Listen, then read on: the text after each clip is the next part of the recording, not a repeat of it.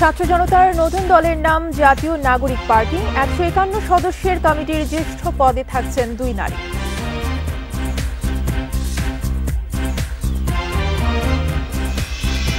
আত্মপ্রকাশের একদিনের মাথায় গণতান্ত্রিক ছাত্র সংসদের পূর্ণ কমিটি। বুধবারের ঘটনার তদন্ত হচ্ছে।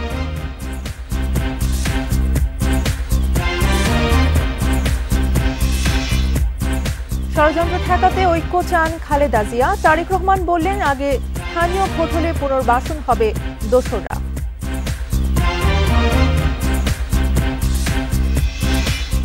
দেশের প্রয়োজনে সেনাদের জীবন উৎসর্গে প্রস্তুত থাকার আহ্বান সেনা প্রধানের। আরও প্রশিক্ষিত করা হচ্ছে সদস্যদের।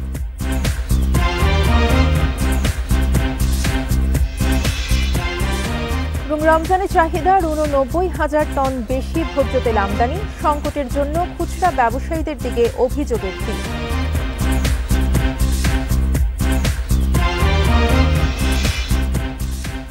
স্বাগত বিরতিহীন রাত ৯টায় বাংলাদেশের সঙ্গে আছি তাসনিমে জান্নাত অর্থী। শিরোনাম শুনছিলেন, এবারে বিস্তারিত। ছাত্র জনতার নতুন রাজনৈতিক দল হিসেবে আগামীকাল আত্মপ্রকাশ করছে জাতীয় নাগরিক পার্টি। আহ্বায়ক হচ্ছেন নাহিদ ইসলাম আর সদস্য সচিব আক্তার হোসেন। সিনিয়র যুগ্ম আহ্বায়ক এবং সিনিয়র যুগ্ম সদস্য সচিব পদে দুজনেই নারী নেতৃত্ব আসছে। সেই সঙ্গে আগামীকাল ১৫১ সদস্য বিশিষ্ট কমিটি ঘোষণা হতে পারে। বৈষম্য বিরোধী ছাত্র আন্দোলনের ব্যানারে ছাত্র জনতার অভ্যুত্থানের মুখে পতন হয় হাসিনা সরকারের। গত ১৪ সেপ্টেম্বর আন্দোলনের নেতৃত্ব দেয়া ছাত্রদের উদ্যোগে আত্মপ্রকাশ করে জাতীয় নাগরিক কমিটি। এরপর নতুন রাজনৈতিক দল গঠনের প্রস্তুতি শুরু হয়।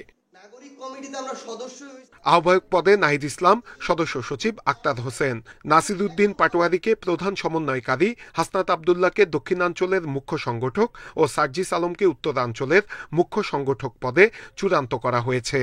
১৫১ সদস্য বিশিষ্ট কমিটি ঘোষণার পর ধাপে ধাপে সদস্য সংখ্যা বাড়িয়ে ৩০০ থেকে ৫০০ করা হতে পারে। কেন্দ্রীয় কমিটির মধ্য দিয়ে আমরা আত্মপ্রকাশ ঘটাতে সক্ষম হব এবং সারা দেশের সকল সম্প্রদায়ের মানুষ, সকল বর্ণের মানুষ, সকল ধর্মের মানুষ, সকল লিঙ্গের মানুষের প্রতিনিধিত্ব নিশ্চিত করেই আমরা একটি আহ্বায়ক কমিটির মধ্য দিয়ে আমাদের ঘোষণাকে আমরা পরিপক্ব করতে চাই। জাতীয় নাগরিক পার্টির নাম চূড়ান্ত হয়েছে। পরিবারতন্ত্র এবং ব্যক্তিতন্ত্রের বাইরে থাকবে এই দল। জাতির কাছে যে ম্যানিফেস্টো, এই ম্যানিফেস্টোটা মূলত একটি বৈষম্যহীন সমাজ প্রতিষ্ঠা এবং বৈষম্যহীন সমাজ প্রতিষ্ঠার পথে আমাদের যে প্রাতিষ্ঠানিক সংস্কার করতে হবে, আমাদের যে অর্থনৈতিক সংস্কার করতে হবে এবং আমাদের গার্মেন্টস শ্রমিক থেকে শুরু করে গ্রামের কৃষক থেকে শুরু করে যারা বিশ্ববিদ্যালয়ে শিক্ষিত তাদেরকে কিভাবে ছোট ছোট উদ্যোক্তা তৈরি করা যায় সে ধরনের কর্মসূচি নতুন পার্টিতে থাকবে। কমিটিতে নারীদের অংশগ্রহণ থাকবে। সিনিয়র যুগ্ম আহ্বায়ক এবং সিনিয়র সদস্য সচিব পদে নারী নেতৃত্ব থাকবেন। আত্মপ্রকাশের পর কমিটির বৈঠকের মধ্য দিয়ে গঠনতন্ত্র চূড়ান্ত করা হবে। সেই সঙ্গে জেলা এবং উপজেলা কমিটিও দ্রুত দেয়া হবে। যত দ্রুত সম্ভব সারা দেশব্যাপী সংগঠনের বিস্তার সাধন করা এবং বাংলাদেশে রাজনৈতিক দলের নিবন্ধন করতে যে ধরনের শর্তাবলীগুলো প্রয়োজন হয় সেগুলো পূরণ করতে আমরা সর্বাত্মকভাবে কাজ করব। আমরা আশাবাদী সারা দেশব্যাপী আমাদের যে জনসমর্থন রয়েছে আমরা খুব অল্প সময়ের মধ্যেই নিবন্ধনের জন্য পর্যাপ্ত শর্তাদি আমরা পূরণ করতে সক্ষম হব। নতুন দলের কাছে সবার আগে দেশের স্বার্থ, এমনটাই প্রত্যাশা বিশ্লেষকদের। পরিচ্ছন্ন রাজনীতির প্রত্যাশাও তাদের। যারা রাজনৈতিক দল গঠনের উদ্যোগ নিয়েছেন এবং আমাদের রাজনীতিতে এখন এটা খুবই আলোচিত বিষয়, সেই রাজনৈতিক দলটি অন্ততপক্ষে মানুষের কল্যাণের জন্য রাজনীতিতে আসবে, সেই ধরনের একটা প্রত্যয়, লক্ষ্য, উদ্দেশ্য তাদের মধ্য দিয়ে প্রতিফলিত হবে, সেটা আমরা চাই। এদিকে জাতীয় নাগরিক কমিটির যারা দলে যোগ দিচ্ছেন তাদের সদস্য পদ বাতিল হয়ে যাবে। সেই নাগরিক কমিটি ফাউন্ডেশন হিসেবে কাজ করবে। নূরে আলম, ইন্ডিপেন্ডেন্ট নিউজ, ঢাকা। গণতান্ত্রিক ছাত্র সংসদের কমিটি নিয়ে বুধবারের অনাকাঙ্ক্ষিত ঘটনা তদন্তে ৩ সদস্যের কমিটি গঠন করা হয়েছে। কমিটি ৭ দিনের মধ্যে প্রতিবেদন জমা দেবে বলে জানিয়েছেন সংগঠনটির আহ্বায়ক আবু বাকের মজুমদার। বিকেলে ঢাকা বিশ্ববিদ্যালয়ে আয়োজিত এক সংবাদ সম্মেলনে এই কথা জানান তিনি। আবু বাকের মজুমদার জানান, শিক্ষার্থীরা ক্যাম্পাসে লেজুর ভিত্তিক ছাত্র রাজনীতি চায় না। বাংলাদেশ গণতান্ত্রিক ছাত্র সংসদের সদস্যরা সেই অনুযায়ী কাজ করবে। আজ ২০৫ সদস্যের কেন্দ্রীয় কমিটি ঘোষণা করা হয়, যেখানে ৩০ জনের প্রাইভেট বিশ্ববিদ্যালয়ের শিক্ষার্থীর পাশাপাশি জাতীয় বিশ্ববিদ্যালয়, ৭ কলেজ ও আলিয়া মাদ্রাসার শিক্ষার্থীরাও রয়েছেন।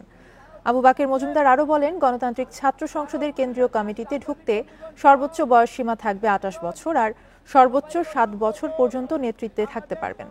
এদিকে কমিটি থেকে ব্যক্তিগত কারণ দেখিয়ে অব্যাহতি নিয়েছেন রিফাত রশিদ। বাংলাদেশ গণতান্ত্রিক ছাত্র সংসদ আমরা সিদ্ধান্ত নেই আমাদের এই ছাত্র সংগঠনটি কখনোই লেজুর ভিত্তি করবে না, এবং একই সাথে এই ছাত্র সংগঠন গণতান্ত্রিক উপায়ে কাউন্সিলের মাধ্যমে বটম টু টপ অ্যাপ্রোচে তাদের নেতৃত্ব বাছাই করবে।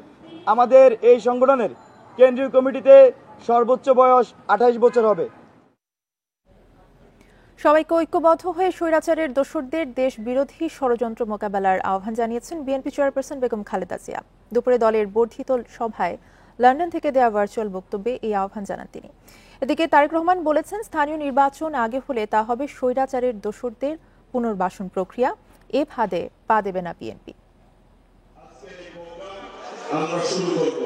বৃহস্পতিবার সকালে জাতীয় সংসদ ভবনের এলডি হলের পাশের মাঠে শুরু হয় বিএনপির বর্ধিত সভা। ৭ বছর পর আয়োজিত সভায় অংশ নেন তৃণমূল থেকে কেন্দ্র পর্যন্ত ৬ স্তরের ৩৫০০ নেতা। প্রধান অতিথি হিসেবে লন্ডন থেকে দেয়া ভার্চুয়াল বক্তব্যে বিএনপি চেয়ারপারসন বেগম খালেদা জিয়া ৫ আগস্টের পরের অর্জনকে ধরে রাখতে সবাইকে ঐক্যবদ্ধ হওয়ার আহ্বান জানান। ক্ষুদ্র ক্ষুদ্র সংকীর্ণতা ভুলে দেশ ও জাতির বৃহত্তর স্বার্থে আমাদের কাজ করতে হবে। এখনো ফ্যাসিস্টদের দোসররা এবং বাংলাদেশের শত্রুরা গণ অভ্যুত্থানের মাধ্যমে প্রাপ্ত অর্জনকে নস্যাৎ করার জন্য গভীর চক্রান্তে লিপ্ত রয়েছে। এমন কোনো কাজ করবেন না যাতে আপনাদের এতদিনকার সংগ্রাম আত্মত্যাগ বিফলে যায়। পরে লন্ডন থেকে ভার্চুয়ালি বক্তব্য রাখেন বিএনপির ভারপ্রাপ্ত চেয়ারম্যান তারেক রহমান। বলেন, জাতীয় নির্বাচনের আগে স্থানীয় নির্বাচন হলে স্বৈরাচারের দোসররা পুনর্বাসিত হবে। এই ফাঁদে বিএনপি পা দেবে না। বাংলাদেশে গণতন্ত্র এবং বিএনপি সমার্থক। দেশে গণতন্ত্র থাকলে বিএনপি থাকে, গণতন্ত্র বিপন্ন হলে বিএনপির স্বার্থ বিপন্ন হয়।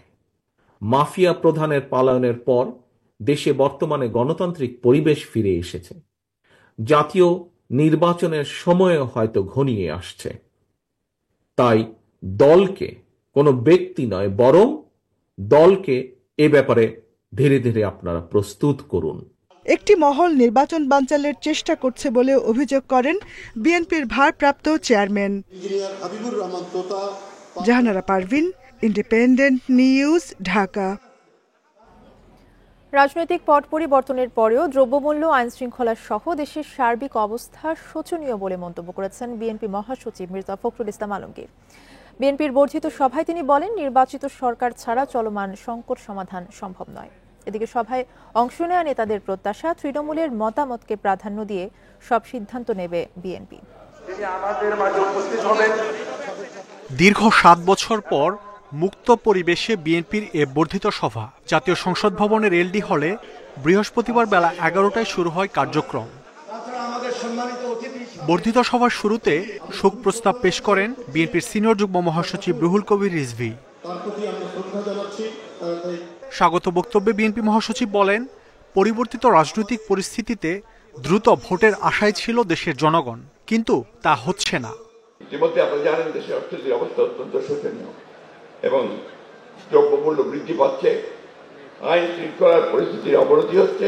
গণতন্ত্রকে বিঘ্নিত করার জন্য, তাকে বাধা প্রদান করার জন্য আজকে একটি গোষ্ঠী, একটি মহল বিভিন্নভাবে চক্রান্ত শুরু করেছে।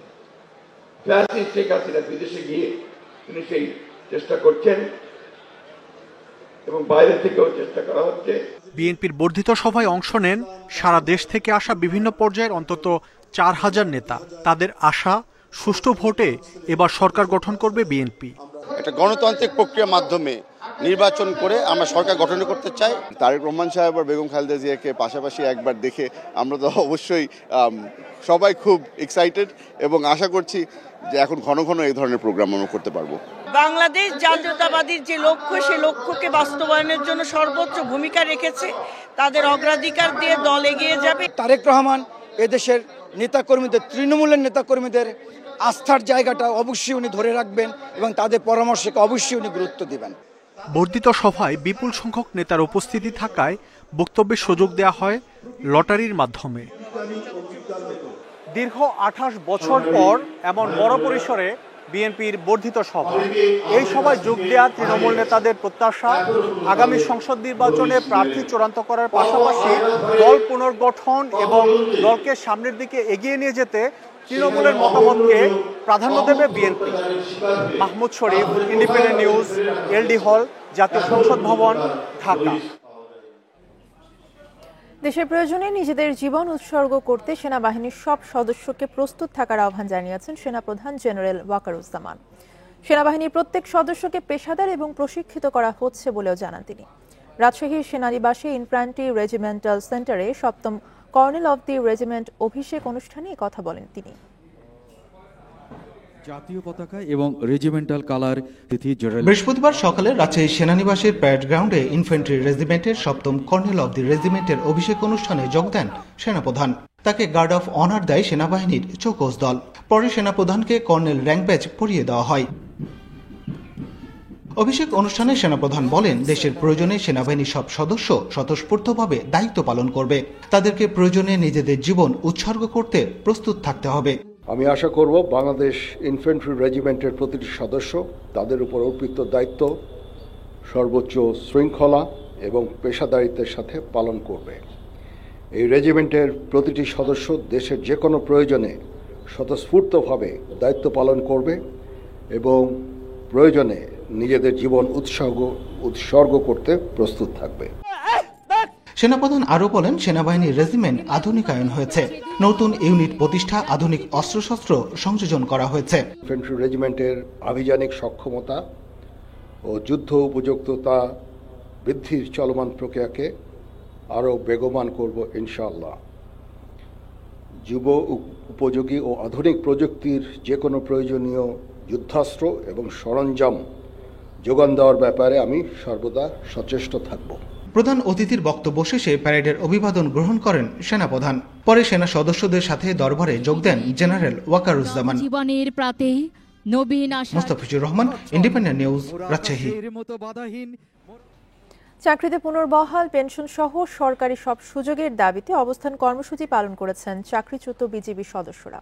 সকাল 11টার দিকে শতাধিক সাবেক বিজিবি সদস্য রাজধানীর পিলখানায় সদর দপ্তরের সামনে ব্যানার ফেস্টুন হাতে অবস্থান নেন। তবে মূল সড়কের পাশে অবস্থান নেয় যান চলাচল স্বাভাবিক ছিল। ঘটনাস্থলে পুলিশ ও বিজিবির অতিরিক্ত সদস্য মোতায়েন করা হয়। আন্দোলনকারীদের দাবি, 2012 থেকে 2024 সালের মধ্যে বিভিন্ন অভিযোগ এনে বিজিবির অনেক সদস্যকে বাড়িতে পাঠিয়ে দেওয়া হয়।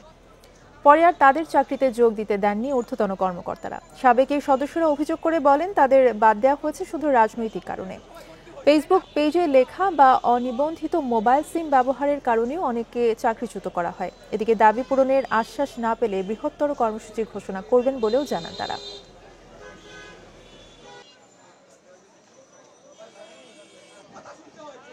পুনরায় চাকরিতে পুনর্বহাল করা হয়, আর যদি পুনরায় দ্বিতীয় পুনর্বহাল করা সম্ভব না হয়, তাহলে যেন 100% পেনশন সুবিধা দিয়ে তাদেরকে যেন সুসম্মানে বাড়ি পাঠানো হয়। এখন আমরা এই অবস্থায় আছি, পরিবার নিয়ে মানুষের কাছে মুখ দেখাতে পারি না। আমি যখন আবু তাহাকে নিয়ে পোস্ট করলাম, তখন আমাকে সতর্ক করা হলো, তুমি বাহিনীতে চাকরি করে তুমি কেন এসব পোস্ট করবা।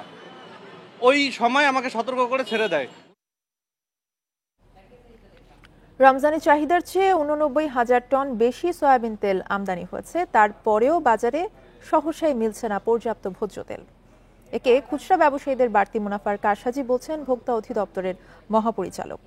বৃহস্পতিবার নিত্যপণ্যের বাজার নিয়ন্ত্রণ পরিকল্পনা নিয়ে সংবাদ সম্মেলনে এই তথ্য জানান তিনি। বেশ কিছুদিন ধরেই বাজারে বোতলজাত সয়াবিন তেলের সংকট। গত নভেম্বরে সংকট তীব্র হলে ডিসেম্বরে প্রতি লিটার 8 টাকা বাড়ানো সহ শুল্ক কর কমানো হয়, তারপরেও কাটেনি সংকট। রোজার আগে আবারও বাজারে ভোজ্য তেলের সংকট। রাজধানীর বাজারে মিলছে না পর্যাপ্ত সয়াবিন তেল। তেলের দোকানে গেলে তেল নাই, বলতেছে যে তেল নিলে সাথে চাল নেওয়া লাগবে বা ওই কোম্পানির আদার্স যে প্রোডাক্ট আছে সেটা নেওয়া লাগবে। দোকান থেকে জিজ্ঞাসা করলে সমস্যা কি, বলছে যে আমরা আগে যেখানে 50 দৈনিক যদি আমার ডিমান্ড থাকে 50 বোতল, আমি পাই 10 বোতল, আমি আপনাকে কোত্থেকে দিব বা 5 বোতল। সব কিছুর একটা নিয়ন্ত্রণ আছে, কিন্তু তেলের দামটাই বেশি আমাদের পর ভোগান্তি করতেছে। এটা কোম্পানি থেকে ভোজ্য তেল সরবরাহ করা হচ্ছে না বলে দাবি ব্যবসায়ীদের। সরবরাহ ব্যবস্থা তদারকির দাবি তাদের। তীর কোম্পানি প্রতি সপ্তাহে 1 কার্টন দেয়, রূপসাদা প্রতি সপ্তাহে 1 কার্টন দেয়।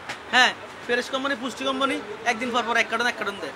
প্রত্যেকদিন তেল লাগে 8-10 কার্টন। ফার্ম অয়েল তেল দিয়ে হেডও নাই। রমজানে 3 লাখ টন চাহিদার চেয়ে বাড়তি 89 টন সয়াবিন তেল আমদানির তথ্য জানায় ভোক্তা অধিদপ্তরের মহাপরিচালক। তার দাবি, অসাধু ব্যবসায়ীরাই কারসাজি করে কৃত্রিম সংকট তৈরি করেছে। প্রত্যেক খুচরা বিক্রেতা সামনে সামান্য কিছু তেল রেখেছেন, পরবর্তীতে দেখা গেল পেছনে তারা তেলের মজুদটা রেখে দিয়েছে। এখন এটা তো আপনাদের বা আমাদের কারো কাম্য নয়। তো সেই ক্ষেত্রে আমি আবারও পাঠিয়েছি। রোজার পণ্য খেজুর, ছোলা, ফল ও মশলা জাতীয় পণ্যের পর্যাপ্ত সরবরাহ আছে বলে জানিয়েছে জাতীয় ভোক্তা অধিকার সংরক্ষণ অধিদপ্তর। Amirul Islam, independent news, Dhaka. রমজান উপলক্ষে কাল থেকে সারা দেশে কম দামে ডিম, মুরগি এবং গরুর মাংস বিক্রি শুরু হবে বলে জানিয়েছেন মৎস্য প্রাণী সম্পদ মন্ত্রণালয়ের উপদেষ্টা ফরিদা আক্তার। দুপুরে সাভারে ভেটেরিনারি পাবলিক হেলথ ল্যাবরেটরি উদ্বোধনী অনুষ্ঠানে তিনি আরও বলেন, ঢাকার 25টি পয়েন্ট সহ দেশের বিভিন্ন স্থানে এই কার্যক্রম চালু রাখা হবে। অন্তর্বর্তীকালীন সরকারের প্রধান কাজ ছিল দ্রব্যমূল্যকে নিয়ন্ত্রণে রাখা, তবে বাজার এখনও স্থিতিশীল না হওয়ায় মৎস্য প্রাণী সম্পদ মন্ত্রণালয় কম দামে পণ্য বিক্রি করবে। বিভিন্ন পণ্য কম মূল্যে বিক্রি সম্ভব তা প্রমাণ করতেই এই উদ্যোগ নেওয়া হয়েছে। কিন্তু বাজারের সেই স্থিতিশীলতাটা যেহেতু এখনো আসেনি, আমরা চাচ্ছি আমাদের প্রতিষ্ঠানগুলোর মাধ্যমে আমরা যতটুকু পারি আমরা সরবরাহ করি এবং এটা প্রমাণ করা যে বাজারে যে একটা কৃত্রিম উচ্চ মূল্য রাখা হয় সেটা চাইতে যে কম দামে দেওয়া সম্ভব সেটা আমরা প্রমাণ করতে চাই। কাজে আমরা সবাইকে 6 দফা দাবিতে 1 মার্চ থেকে ঢাকা ধর্মঘট 2 মাসের জন্য প্রত্যাহার করেছে Bangladesh petrol pump owners association. বৃহস্পতিবার পেট্রোলিয়াম কর্পোরেশনের চেয়ারম্যানের সঙ্গে বৈঠকে সিদ্ধান্ত নিয়েছে সংগঠনটি। সড়ক ও জনপদ বিভাগের ইজারা মাসুল যৌক্তিক হারে নির্ধারণ, কমিশন বৃদ্ধি, বিএসটিআই এর বাড়তি ফি প্রত্যাহার, কারখানার লাইসেন্স প্রথা বাতিল, ফায়ার লাইসেন্স বাতিল করে আগের ব্যবস্থা রাখা এবং সকল প্রকার লাইসেন্স গ্রহণে ঘুষ বন্ধে সরকারের পদক্ষেপের দাবিতেই ধর্মঘটের ঘোষণা দিয়েছিল পেট্রোল পাম্প মালিক সংগঠন। বৃহস্পতিবার বিপিসি চেয়ারম্যানের আন্তঃমন্ত্রণালয় সভায় দাবি পূরণে যথাযথ পদক্ষেপের আশ্বাস দেওয়া হয় এবং ধর্মঘট প্রত্যাহারের আহ্বান জানানো হয়। এরই প্রেক্ষিতে ধর্মঘট প্রত্যাহার করা হয়েছে। পেট্রোল পাম্প মালিকরা জানান, এপ্রিলের শেষে বিপিসির সঙ্গে আলোচনার পর পরবর্তী সিদ্ধান্ত নেওয়া হবে। তেল উত্তোলন পরিবহন বন্ধ থাকবে, সেটা আমরা স্থগিত ঘোষণা করলাম 2 মাসের জন্য এবং আমরা আশাবাদী ওনারা এই বিষয়টা 2 মাসের ভিতরে সমাধান করবেন এবং দেশে সমস্ত এই আমাদের যারা জ্বালানি তেল ব্যবহার করেন তাদের অসুবিধার কথা চিন্তা করে সামনে রমজান মাস, প্লাস আমরা তো এই দেশেরই নাগরিক, আমরা কাউকে কষ্ট দিতে চাই না। অমর একুশে বই মেলায় 27 দিনে নতুন বই এসেছে প্রায় 3000। বেশিরভাগই কবিতার বই। এসেছে উপন্যাস, ইতিহাস, প্রবন্ধ এবং শিশু সাহিত্য। প্রকাশকরা বলছেন, এবার মেলায় গতবারের চেয়ে 40 ভাগ কম বিক্রি হয়েছে। শুক্রবার শেষ দিনে মেলা চলবে সকাল 11টা থেকে রাত 8টা পর্যন্ত। শুক্রবার পর্দা নামতে চলেছে অমর একুশে বই মেলার শেষ সময়ে বাংলা একাডেমি ও সোহরাওয়ার্দী উদ্যানে বেড়েছে পাঠক ও দর্শনার্থীর ভিড়। বইপ্রেমীরা তালিকা ধরে স্টলে স্টলে ঘুরে পছন্দের বই কিনছেন। সবার বই মোটামুটি পড়া, আবার অনেকে এটা পড়ে নেয়, কিন্তু বইমেলাতে এসে অনেক নতুন নতুন লেখকের বই পাইতেছি। আজকে ছুটি নিয়ে শুধু এসেছি বইমেলাতে আসার জন্য। কি বই কিনলেন? আমি কিনেছি বাচ্চাদের জন্য যা পছন্দ, এবং আমার মিসেসের জন্য একটা বই কিনেছি হুমায়ুন আহমেদের, আর আমার জন্য কিনেছি শওকত ওসমানের একটা বই। হুমায়ুন আহমেদকে নিয়ে স্মৃতি কথা লিখেছেন জনপ্রিয় অভিনেতা ডাক্তার এজাজ। জানান এখনো কতটা প্রাসঙ্গিক হুমায়ুন আহমেদ। অবাক লাগে যে এখনো পাঠকরা আসছেন, হুমায়ুন স্যারের বই খুঁজছেন, হুমায়ুন স্যারের বই কিনছেন। কত বছর হয়ে গেল, তারপরেও হুমায়ুন স্যার, এটা অনেক আনন্দ লাগে, তৃপ্তি লাগে, আবার দুঃখ লাগে অনেক যে স্যারের আরও অনেক বছর বেঁচে থাকা দরকার ছিল। শেষ সময় বেশ কিছু গবেষণা, প্রবন্ধ, কবিতা, উপন্যাস ও থ্রিলারের বই এসেছে। প্রকাশকরা জানান, গত বছরের তুলনায় এবার বই বিক্রি কমেছে প্রায় 40%। আপনার সাথে কথা বলার কিন্তু আমার সময় থাকার কথা না, কারণ আজকে হলে মেলার আর একদিন বাকি আছে। ওই অনুপাতে বিক্রি একদম কম। শুধু আমাদের স্টলে যে বিক্রি কম তা নয়, আমি দেখছি বড় বড় প্রকাশনাগুলো খোঁজ নিয়ে দেখছি সবার একই কথা, বিক্রি খুব কম। পলিথিন ব্যাগ নিষিদ্ধ হলেও পলিপ্রোপাইলিন ব্যাগে বই বিক্রি হয়েছে এবার। বাংলা একাডেমি বলছে, আগামী বছর থাকবে পরিবেশ বান্ধব ব্যাগ। একটা টাস্ক ফোর্স করেছিলাম এবং নিরুৎসাহিত করেছিলাম যে যাতে পলিথিন ব্যবহার না করা হয়, কিন্তু সর্বাংশে আমরা সফল হইনি। আশা করি এবার যে সচেতনতাটা তৈরি হয়েছে সেটা আগামীবারে আমরা সেটা প্রয়োগ করতে পারবো, এবং আমরা আশা করব যে আগামীবার একেবারেই যাতে পলিথিন বইমেলায় না থাকে। অমর 21 বইমেলায় 27 দিনে প্রকাশ হয়েছে নতুন ৩,৯৬৪টি বই। Shahriar Anirban, independent news, Dhaka. রাষ্ট্রের গুরুত্বপূর্ণ ব্যক্তিদের পদমর্যাদা, ক্রম অথবা ওয়ারেন্ট অফ প্রেসিডেন্স নিয়ে আপিল বিভাগের রায়ের বিরুদ্ধে রিভিউ শুনানির জন্য সময় নিলেন মন্ত্রিপরিষদ সচিব। শুনানির জন্য 6 মার্চ ধার্য করেছেন আপিল বিভাগ। সকালে মন্ত্রিপরিষদ সচিবের পক্ষে 2 সপ্তাহের সময় আবেদন করেন তার আইনজীবী। পরে প্রধান বিচারপতি ডক্টর সৈয়দ রেফাত আহমেদের নেতৃত্বাধীন 5 বিচারপতির আপিল বেঞ্চে শুনানির কথা থাকলেও সময় আবেদনের কারণে তার হয়নি। এদিকে ডেপুটি অ্যাটর্নি জেনারেল ও সহকারী অ্যাটর্নি জেনারেলরাও তাদের পদমর্যাদা বাড়াতে আবেদন করেছেন, যার শুনানিও হবে 6 মার্চ। এর আগে 2015 সালের 11 জানুয়ারি রাষ্ট্রীয় পদমর্যাদার ক্রম ঠিক করে দেন আপিল বিভাগ। এ ছিল এখনকার সংবাদের সাথে থাকার ধন্যবাদ সবাইকে।